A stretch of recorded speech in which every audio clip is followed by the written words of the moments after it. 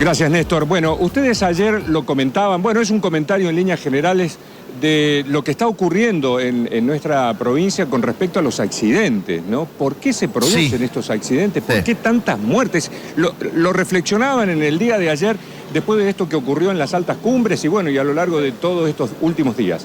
Nosotros le vamos a consultar y le vamos a trasladar esa pregunta, ¿por qué se producen tantos accidentes en las rutas de Córdoba? A un especialista, el doctor Guillermo Pacharoni. Hola, buen día.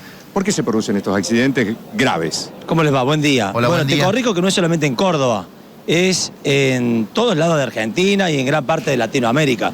Suceden por multicausalidad, no hay un solo elemento que podamos ponderar, pero sí es importante establecer un dato. Por ejemplo, para que sepamos, se mueren 3 veces más personas por hechos viales, por siniestros viales, que por homicidios. O sea, la inseguridad criminal, el año pasado en Córdoba, mató 120 y pico de personas, y la inseguridad vial en Córdoba mató 370 y pico de personas. Entonces, hasta que no empecemos a tratar la temática de la inseguridad vial con la gravedad que representa, porque a todos nos duele, nos congoja esta muerte, pero seamos sinceros, no nos interpela al punto de obligarnos a hacer cambios, de generar cambios por conciencia. ¿Por qué? Porque no son familiares, no son amigos, hermanos, madres, los que han fallecido. Bueno, lo cierto es que podemos empezar a modificar, pero para modificar tenemos que cambiar lo que estamos haciendo. Necesitamos innovar o tratar de imitar qué han hecho otros países más evolucionados en relación al tema para poder afrontarlo. Hay países que han trabajado mucho en esto. Sí, te escucha el doctor Pacharoni. Mirá, Néstor, hablábamos recién con Guillermo a propósito de España y todo lo que estaba contando el lagarto con el frío que hace, y le preguntaba a Guillermo qué había hecho España para reducir los accidentes. Y me dice, llenó de rotondas, ¿para qué? Para que el tránsito sea más lento y todos puedan circular tranquilamente. A veces, como decías, circular rápido es más peligroso que la impaciencia. Claro, se dice que circular apurado, ansioso, es mucho más riesgoso que circular en exceso de velocidad. Te lo explico. Si vos circulás en exceso de velocidad, pero con un nivel de conciencia, de atención, de profesionalidad, sabiendo lo que estás realizando, es menos riesgoso que como circulamos en la vía pública, que circulamos rápido, pero solamente apurados. O sea, lo que motiva es el exceso de velocidad, es la ansiedad social.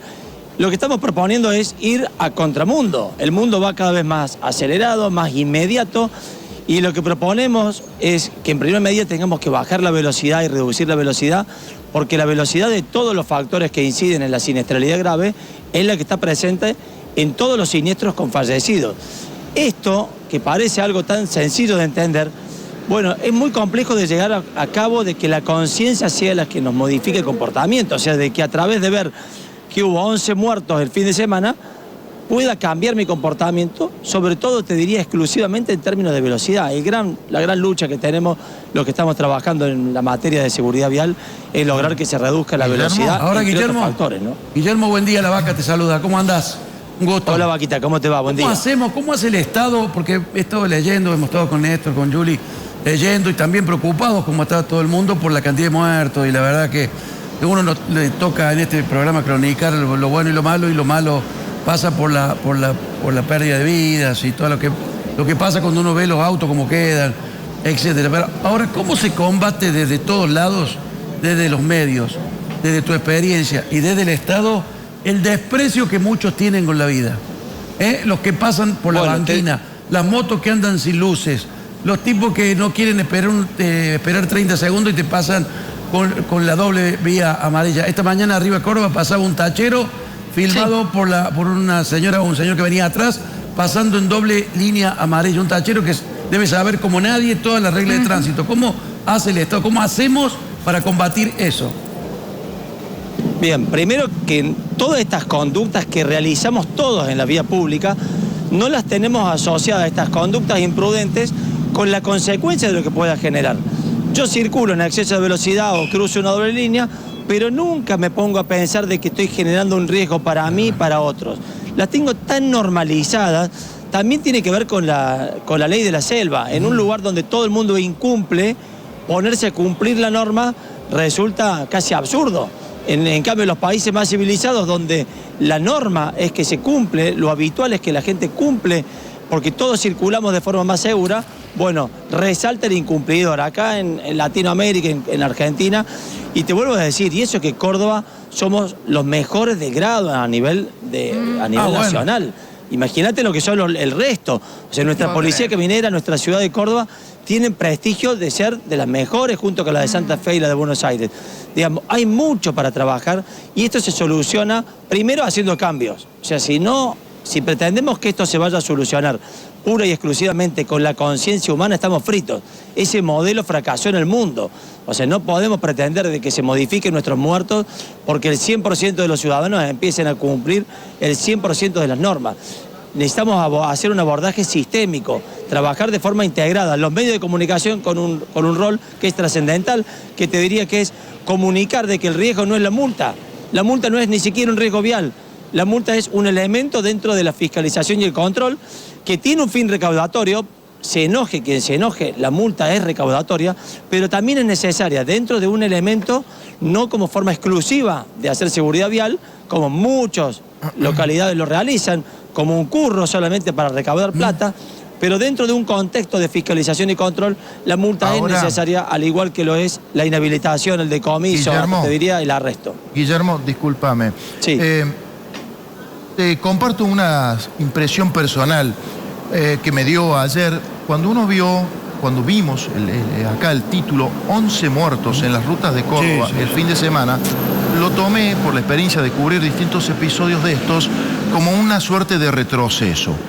Entonces te pregunto, lo que se está haciendo en materia preventiva, ¿sirve? Porque digo yo esto, está bien que exijan el matafuego, los papeles del auto, la luz, la licencia de conducir, pero eso efectivamente hace a la prevención. La prevención no pasa por otro lado, no hay que rediscutir el concepto de prevención como aquella acción que se haga para evitar o disminuir los riesgos, porque accidente va a haber siempre, no lo vamos a impedir, accidente va a haber. Lo que hay que hacer, me parece, es minimizar los riesgos y las consecuencias de esos accidentes. Yo no sé si estás de acuerdo con esta reflexión que estoy haciendo. 100% de acuerdo. Hoy lo que se hace en prevención, te diré que es casi nulo. ¿Por qué? Porque venimos de un modelo que creemos que prevención es multar. Y entonces estamos comunicando de que el problema es la multa. Bueno, y te diría, a ver, el matafuego no también es parte del debate que tenemos que dar. Claro. Porque tenemos que separar cuáles son las causas y cuál es el problema. Y teniendo en claro cuál es el problema, que el problema es que la gente se muere.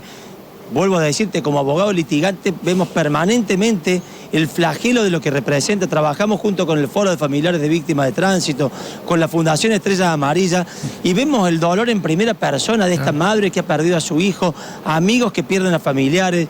Bueno, la tragedia es realmente de dimensiones muy grandes, pero como no nos toca tan de cerca, creemos que nuestro comportamiento no tiene que ver con esto. Y las causas del problema son los que generan el inconveniente, pero creemos que las causas son el problema en sí mismo. Es decir, no es un problema manejar borracho, ni es un problema circular en exceso de velocidad, y tampoco es un problema circular sin mirando el celular o sin el cinturón.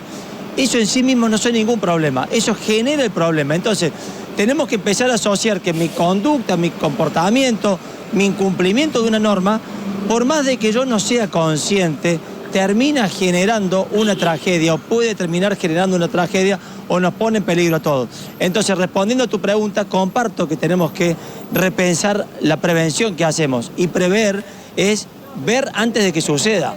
Es decir, que estas muertes no sean en vano, que nos enseñen y nos interpelen a cambiar. Yo aplaudo que estemos hoy discutiendo si la fiscalización la tenemos que hacer a través de medios electrónicos como fotomulta o como pórticos de control de velocidad y de lectores de patente, porque necesitamos el conflicto, necesitamos primero contarle a la sociedad de la gravedad que tiene todo esto. Guillermo, justamente hablando de la prevención, ¿hay actualmente algún plan de educación para la prevención en accidentes viales? Digo, no sé, hay grupos especializados que van a los colegios, las escuelas, hablan con los más chiquitos, con los adolescentes, como para educar y prevenir de todo lo que puede suceder.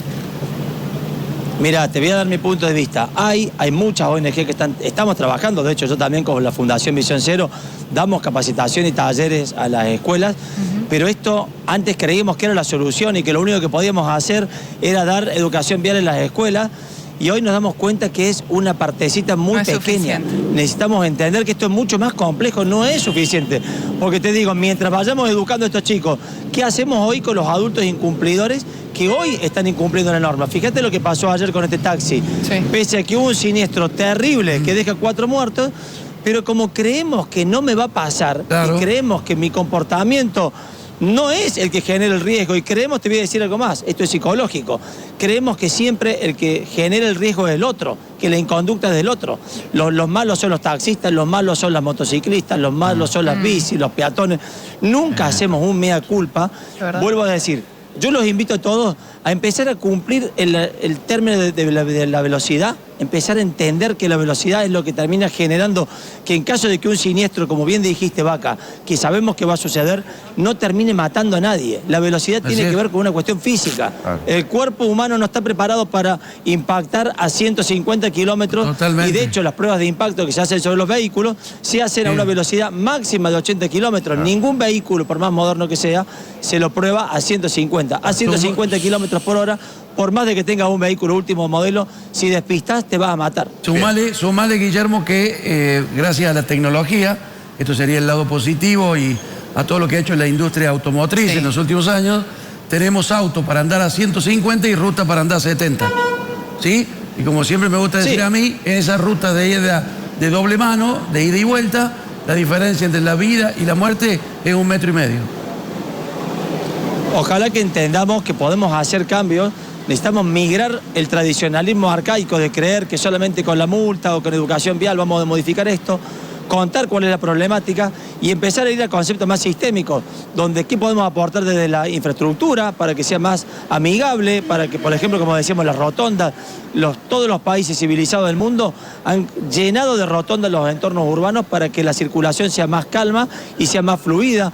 ¿Qué tipos de guardarray y de barreras protectoras vamos a poner? O sea, el debate de la infraestructura me parece que es trascendental. Hoy nuestros manuales de vialidad son obsoletos, son del año 60. Estamos haciendo rutas que ya sabemos que se pueden hacer con mejoras. Bueno, ¿qué vamos a hacer? ¿A quién le estamos entregando la licencia de conducir?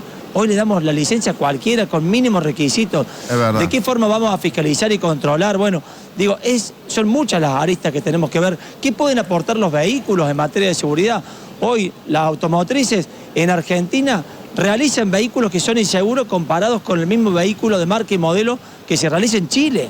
Y esto tiene que ver por el lobby empresarial que se hace en Argentina y que en otros lugares del mundo, por ejemplo Chile, en Europa, en Estados Unidos, los mismos vehículos son más seguros. Digo, necesitamos mucho si queremos empezar a modificar el único objetivo que sea bajar la mortalidad. Guillermo, te mandamos un abrazo grande, gracias muy interesante por compartir esta reflexión juntos. Ojalá te tuviéramos que llamar o no te tuviéramos que llamar para hablar de estas cosas, sino para hablar de progreso, porque pareciera ser que siempre estamos hablando de lo mismo, lamentablemente. Pero bueno, me parece que aunque sea una utopía, vamos a insistir y en algún momento se verán los cambios. Ojalá así sea. Guillermo, te mando un abrazo grande. Para que progrese. Dale, un abrazo grande para Un abrazo grande, gracias. Chao, Guillermo. Mil disculpas por haberte retenido ahí un tiempito, pero bueno, queríamos charlar en profundidad con vos, por eso esta interrupción que el tuvimos. debate es muy importante. Muchas gracias. El debate y el intercambio de ideas, como dice Guillermo, es vital y fundamental en este tipo de situaciones, ¿no? Yo le agrego a lo que dice también Guillermo el tema de la educación, que pasa fundamentalmente porque no solamente hay que pensar en saber manejar, sino en saber conducir, que es mucho más profundo el término. Totalmente. Anda a preguntarle a un tipo cómo se maneja en una rotonda. ¿Quién tiene prioridad en una rotonda? No lo saben. Hay gente que no sabe la regla de tránsito, no las conoce. No las conoce, entonces empecemos por lo básico. Pero bueno, ya lo discutiremos en otro momento. Gracias, Guillermo. Un abrazo grande, chao. Saludito, gracias, muy amable. Bueno, gracias, Gustavo. En un ratito vamos a volver con vos.